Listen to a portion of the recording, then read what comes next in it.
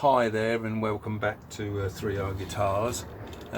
Bit of a what's the word, haphazard day today. I'm on another project as well, so I've started brewing beer, so there we go, second brew today, but all going thumbs up at the moment. But last time I managed to flood the kitchen, so not the kitchen, the conservatory, so it was a bit unsuccessful, but doesn't taste too bad. Anyway, back to this guitar. I've started sanding the top, and now the thing is here that I'm doing it by hand, but what you must do is really get it as flat as you can.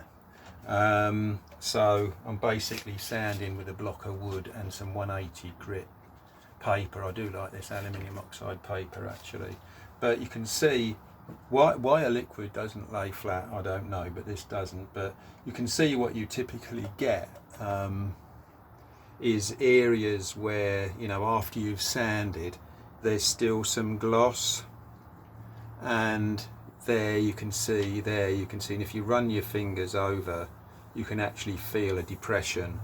So I've got some around here, a little bit here, up here, so I'm going to try and get it all out. And what you're after is a consistent look. There's some there as well, you know, a consistent scratched look. I only sand in one direction, so it's easy to see, but I'll see if I can get these out. I mean, that one's actually quite deep.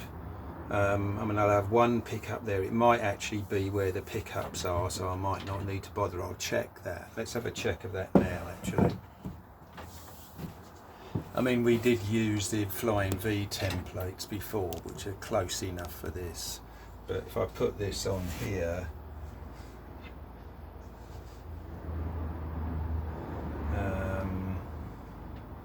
we're about there. Yeah, the back pickup actually cuts that in half, kind of thing. So I really don't think you'll see that too badly if I can't get it out. I want to get this one out here because that's obviously, you know, I mean, the bridge will be about there, but you will see that. But we'll see how it goes. I mean, you know, you can't sort of, you know, you don't want to start going down too far, kind of thing. And I can see this one here, the actual nose of that rocket is actually bent up, which is quite, why it's done that I don't know, but I can actually see that. So I might not get that one out, but anyway, this is basically the process. This glass cast resin, I must admit, the very first guitar I did like this, I didn't use glass cast. I can't remember what it was, but oh my god, it was much more difficult to sand than this. So although it seems like a very laborious process, I've only been doing it for about half an hour, and I'm nearly there with this grade of sandpaper.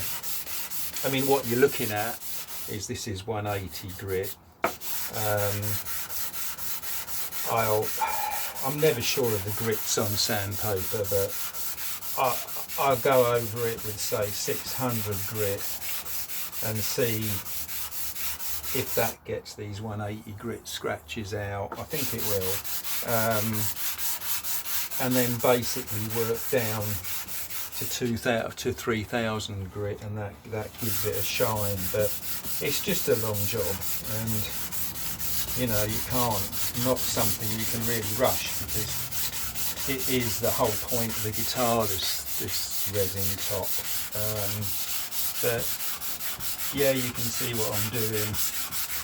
One thing I hate with sandpaper is I don't like using blunt sandpaper or poor quality, really there for bloody ages. So I do probably change my sandpaper prematurely, but Jesus, life's too short to sit here like frigging sanding this stuff flat.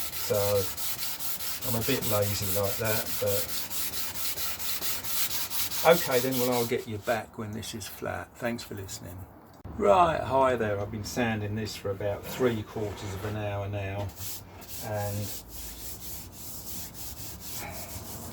you can see that I'm basically there. I've got a couple of areas, this one I pointed to before, and then that to me is just too deep to sand out. I'd probably have to go down another 0.5 millimetre, and I'd have to do that over the whole body, which would be a pain, and the back pickup will be halfway across it anyway. I've got another area here that's a fraction low. I might be able to sand that out, and there's an area there that's a little dent, all of which I think will require a bit too much leveling over the whole guitar. But so you can sand these areas separately yourself, you know, just with your finger, and you know, obviously it's not going to be flat and you're going to get a bit of a wobbly shine off it, but on a guitar with a lot of junk on it, you know, you're probably not going to notice it. So that's what I'll do with these areas. I don't want to, you know, take another 1/4 mil off the whole guitar, or you know, a large area around there. And here equally, you know, that's just, it would take a lot of sanding to get that area lower. So I'm just going to do, you know, what I did there. I mean, I know it's not ideal and you might be able to fill it with the stuff, but you know, I've got a few little dents like that, but you know, I'm not too bothered really.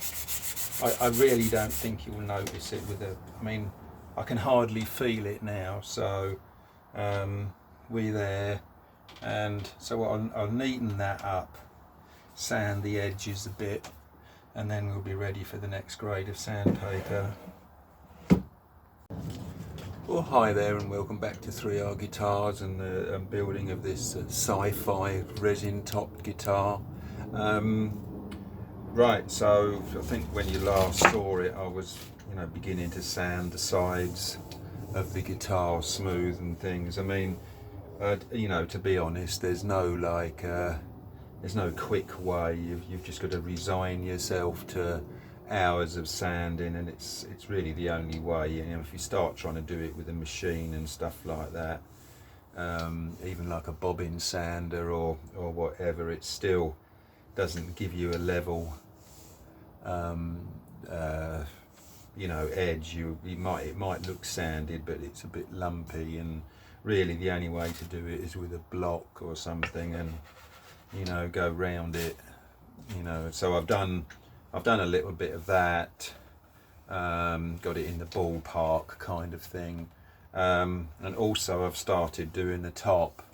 Now, you saw me doing the top before, and I had some 180 grit paper, and I said I did it in one direction, so north to south on the body, basically. Then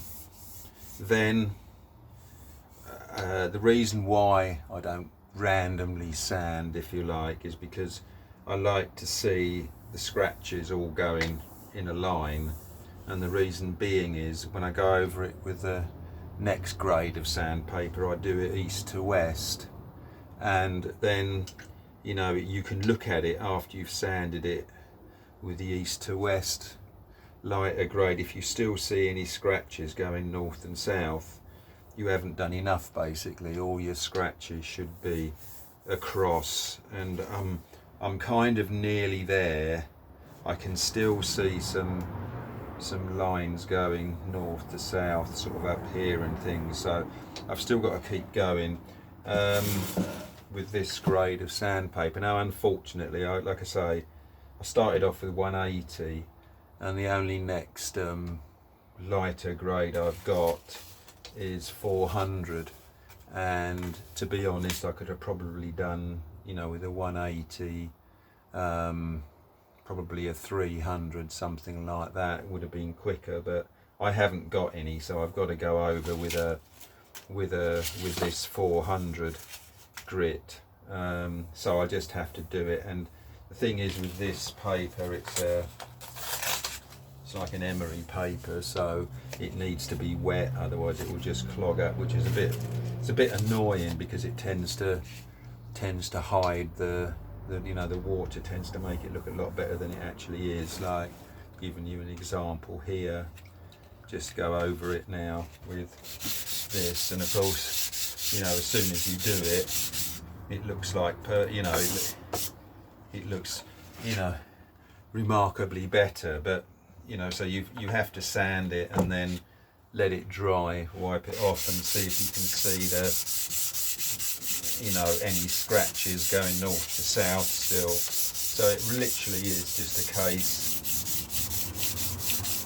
of keeping on and on, going over it. I mean, actually, on the glass cast site, they they use electric sanders and things in their how-to videos, and they seem to work really well, and they've got mechanical polishers and things like that, but unfortunately I haven't got anything like that, so I have to do it by hand, which takes a lot longer, and in all honesty probably doesn't turn out as good as doing it with a machine. I mean, they also have when they finish the sanding, they have cut-in compounds like they use on cars, sort of thing, and different pads, which again, just get a super fine finish. They have, once they finish with about, I'll go up to 3000 grit on this. So after this 400 grit, I'll do a 600 grit. I've got some 600, then I'll go to 1000, and then 2000 and 3000 grit. When you start getting down to that, it doesn't take so long, but the more, it's funny enough, the more time you spend, certainly the better finish you'll get. There's no substitute.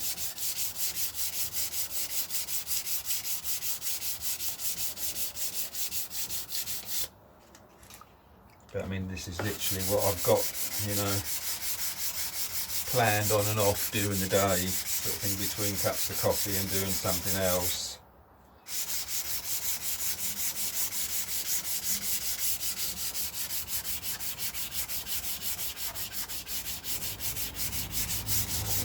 So basically, like I say, what I want to see is all my scratches going this way and no sign of any scratches going that way. If you think, oh, that's all right, there's just a few little scratches going north to south, you're wasting your time moving on, because they'll always be there. They won't come out with a lighter grade of sandpaper. So you've just got to resign yourself to hours of sanding.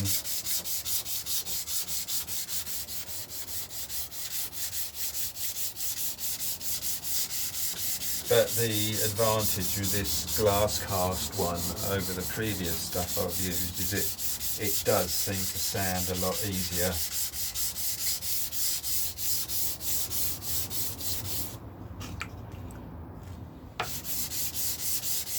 Anyway, I'm not going to bore you solid with doing this for hours on end, so I'll get back to you when I'm on the finer grades. Okay, and welcome back. Well, I've spent a good hour or so plus sanding this, and you can see now, I've gone over it with like 600 grit, and it's looking a lot more transparent now. I've also done the curved edge of the resin, and you can see these white lines and stuff. That's where the card of the raised images is poking through, sort of thing. There's the edge of Galt there from the day the earth stood still, but if you don't like that, you can easily just probably go over it with a black Sharpie or something and you wouldn't notice it.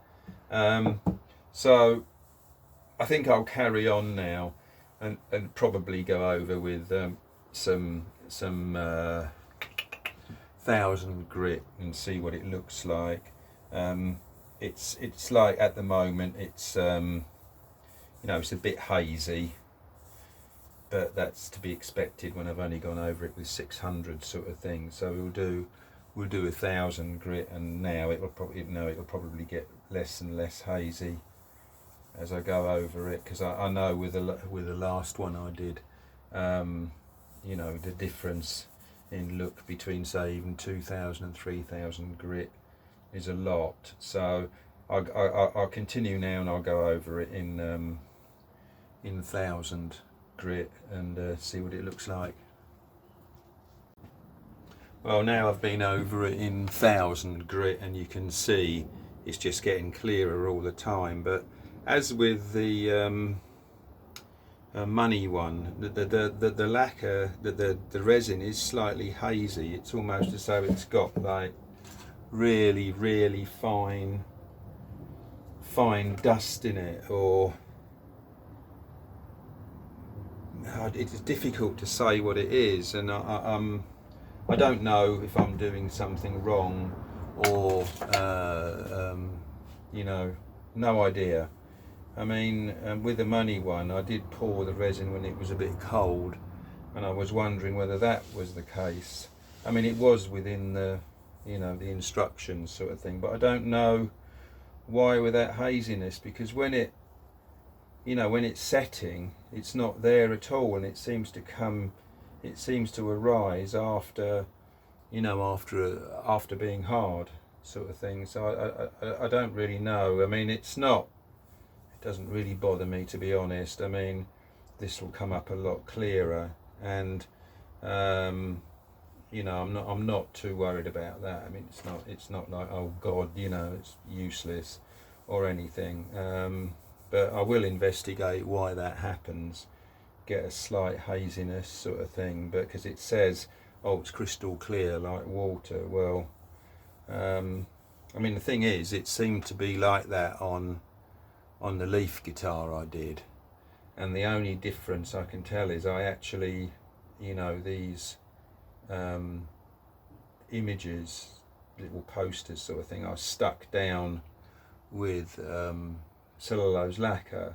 Now, the lacquer was dry, but maybe that has some effect on the on the resin. I don't know, but it's you know, it's a bit annoying, let's say that, because it would be nice if it was absolutely crystal clear. But anyway, we've got a lot of time to, you know, we've got a lot more sanding to do. But I'm going to actually, so I've been over it with 1000 grit now. I'm actually going to stop there, because I've obviously got a lot more work to do on the guitar, and I don't want like a polished finish and then be working on it sort of thing. So yeah, we'll go from there.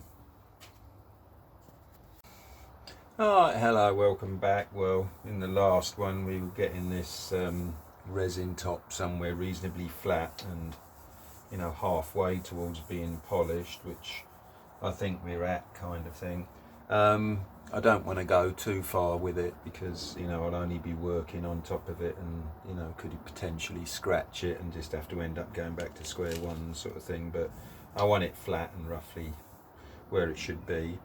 So right, okay, then I haven't fitted the neck, but you can see from there I've put the neck on roughly where it's going to be. I just think that headstock looks so cool, don't you? It's just one of those things that you know, is just an accident. You know, you come out with something, you think, they probably look all right, bite the bullet and cut it, and then yeah, so that's nice. So anyway, going back to the body, I've just put the neck on, basically used my scale rule on the Fender scale length, obviously, just doubled the distance from the nut to the 12th fret, and I put a piece of tape on here, and this is roughly where the bridge is going. So that's okay. Now, what I want, I really liked that bridge on the money guitar. I just thought that looked cool, and I was thinking I could do something like that. I want something sci-fi, obviously, but I was thinking about a kind of ringed planet sort of thing, as if you're looking at it not from the top, but at an angle, so you got, you know, you got like the rings of the planet, and then the planet kind of in the middle. But yeah, I'm not quite sure of that. And then I've got another idea of having like two comets with this is a bit difficult to explain, but two comets. So what I'll do, I'll draw it out and get back to you. Well, hi there. I've been trying to come up with a design for a tailpiece, bridge tailpiece kind of thing, and I've been thinking about it a lot over, you know, looking at boring TV programs sort of thing. Like I say, there's two sort of designs I come out with: a planet with rings around it, or some comets. And I think the comets are going to come out better. And that's to show you what I mean. Here's the two designs I've come out with. So we've got a planet with rings around it, and the bridge would go somewhere like that, and then you know, the strings would be, there'd be the keyhole slots in here for the strings. But I'm a bit unsure of that, because I kind of think that you know, the bridge covers up too much of the planet and the rings, and you can't really see what it's meant to be. My other design was something like this, which is two comets with their tails crossing, and then the bridge could go, you know, right in the middle, really, of, you know, with the posts right in the middle of the comets sort of thing. And then on the tail, so you've got the bridge there roughly, and then the tails here, and there could be the keyhole slots in the tails of the comet.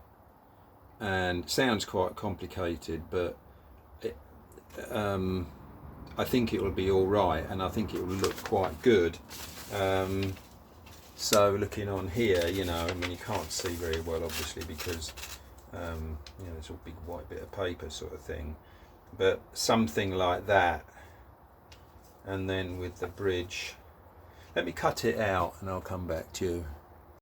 Right, here we go. Then I've cut it out, and this gives a better impression of what I'm thinking of. Is something like this. So we've got the, you know, the two comets sort of thing. This tape, let's take this tape away. We can always put it back. So it's going to look something like that.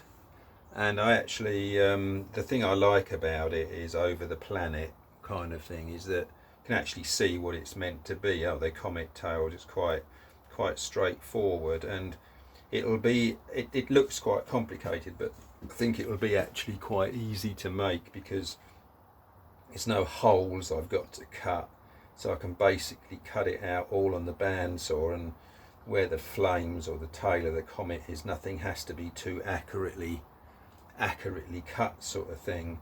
And equally the flames around the head of the comet, you know, I mean, I can basically cut it all on the bandsaw, so it shouldn't be too bad. I mean, I'm going to do it in aluminium because I want everything on this to be silver to match the rocket on the headpiece, on the headstock.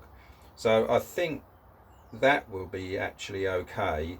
I think because where we will get the strings coming down from the saddles down to here, I think what I want to do is actually splay these tails out a bit so they're a bit longer, so I get a bit of a longer distance for the string, so it won't you know, foul the back of the bridge as it goes over and give tuning difficulties. It would be nice to actually have a, you know, a straight run for the string off the top of the saddle down, if that's possible, without having the comet tail splayed too much. But I mean, I can come back quite a bit. So I think what I'll do now is tape this area completely up and draw in my you know, my finished design of tailpiece sort of thing, and then we'll go from there. So that's what I'm going to do now. So let's get where the bridge is going to be back on, and I'll get back to you when I've done it. Well, hi there. So this is what I've done. I basically stuck a load of masking tape to the guitar and drew out quite accurately what I wanted. This is on aluminium. It's not particularly thick aluminium. I would like fractionally thicker, but this is what I've got. And if you use like thicker stuff with an ABR, obviously the ABR bridge is going to be higher again, because you can't screw it down so much. But this is the only other thickness of aluminium I've got to hand. That looks to be somewhere around 3 mil thick, and this looks to be about half that. I think this will be all right. I'll cut it out anyway. What I'm going to do is, you can see my bandsaw behind me here. I'll put the thin blade in, the fine cut blade in, and it should be fine for this aluminium. Sometimes, you know, doing it on masking tape and putting it on the metal is not too successful, because the masking tape just gets fucked up so much that you can't like see it to cut properly. But I'll give it a go. If that doesn't work, I'll have to like draw it on the aluminium or something and then do it. But I'll get cutting it out, and we'll see how it goes, and I'll get back to you when I've done it. So there we go. Well, I've had a go at these tail pieces, and at the moment I've just finished cutting it. Well, I cut this one out on the thin plate, and I kind of, when I put it on the body, I thought it looked a bit tinny kind of thing. So that's what it would sort of look like. And I don't know. Difficult one. So I cut one out in the thicker aluminium, and I haven't cut the flames on the end of the comets sort of thing, and this one I think actually looks better if I want to go for that. But I don't know, I'm still not sure. I think I might have to sort of sleep on it kind of thing and then come back to it.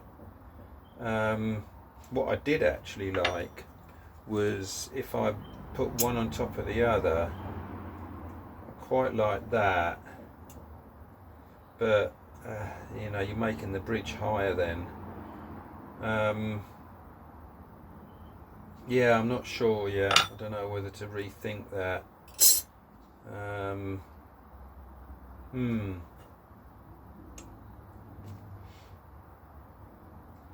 Don't know. What do you think? Be too late by the time I get it all up though. Yeah, I don't know.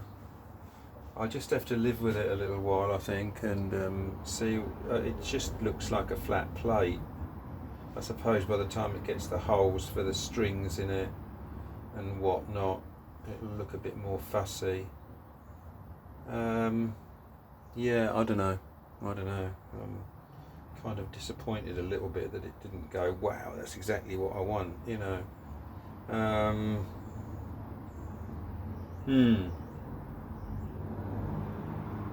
Yeah, a bit comme ci, comme ça, that, isn't it, really? Don't know, it might grow me and I might think, wow, that looks really cool. Yeah, okay, I'm pontificating, but yeah, I'll get back to you. Well, hi again, back to the tailpiece dilemma, and I think I've actually like suddenly turned the corner on it, and I've put the guitar together here with a neck on, and I actually like really like the look of it now. And that often happens with me.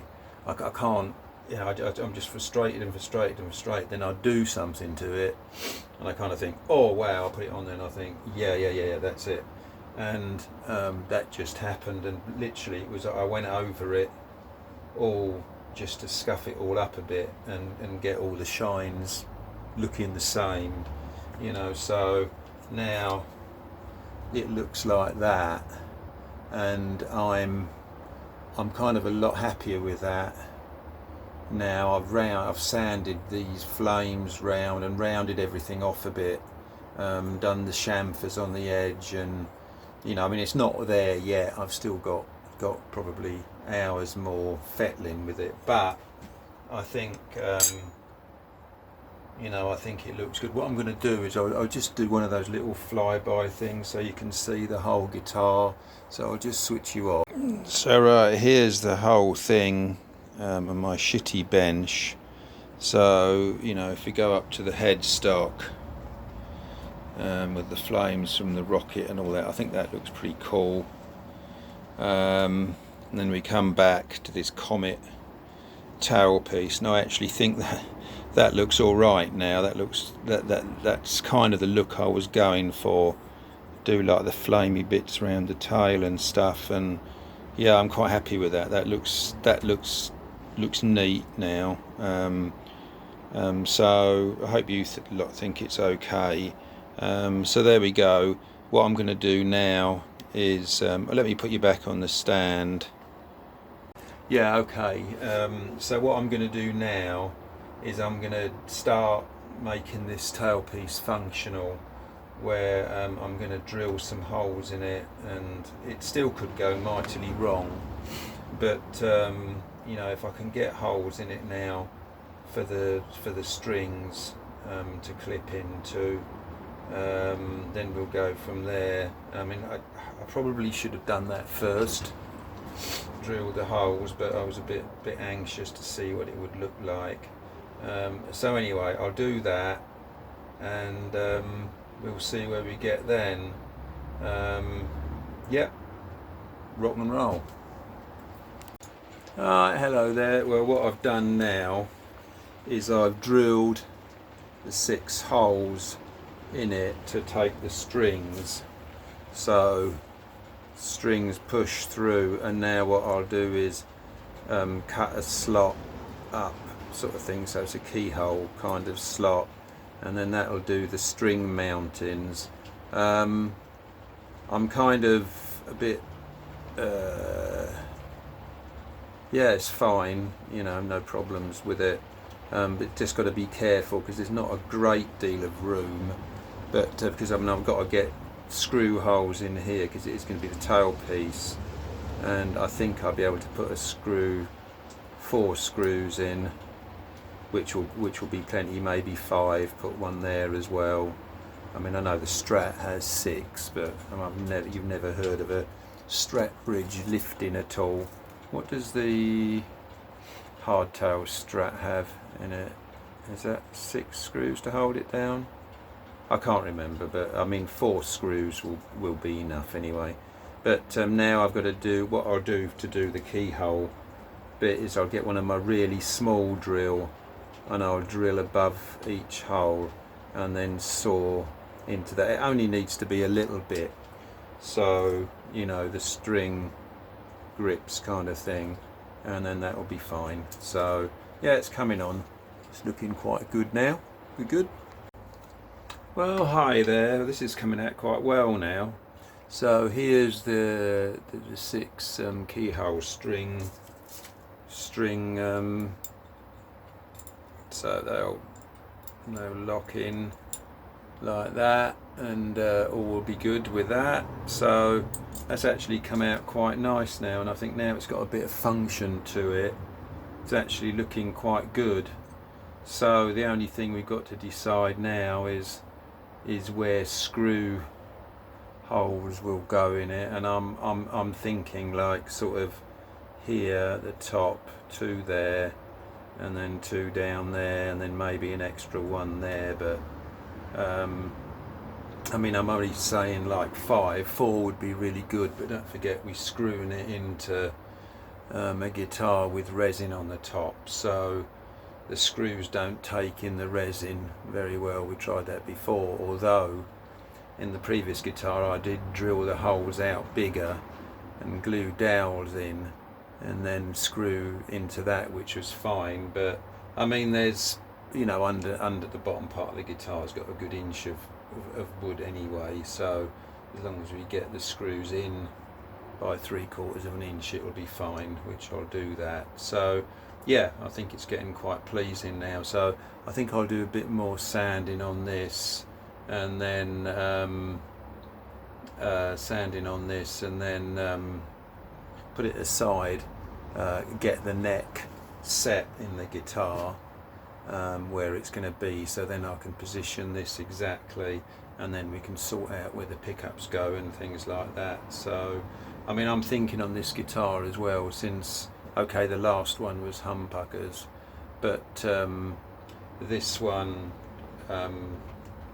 you know, again, it's the feet of the humbuckers I don't like, because you know, you've got to get some sort of surround on it, and I don't really want a surround. So I might do something like I did on the Money guitar, and do some kind of space age edge sort of, whatever you call it, pickup mount kind of thing.